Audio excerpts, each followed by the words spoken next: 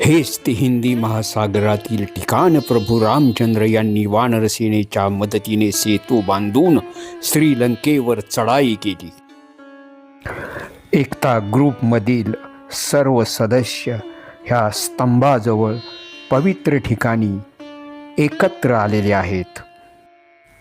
हिंदू धर्माचा आत्मा म्हणजे भगवान श्री प्रभू रामचंद्र यांच्या पदस्पर्शाने पावन झालेली ही भूमी आहे, म्हणून विशेष महत्त्व या ठिकाणी दिले जाते.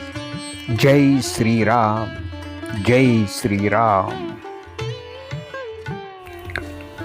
श्री बेलोसे साहेब मोबाईलमध्ये काहीतरी दाखवत आहेत.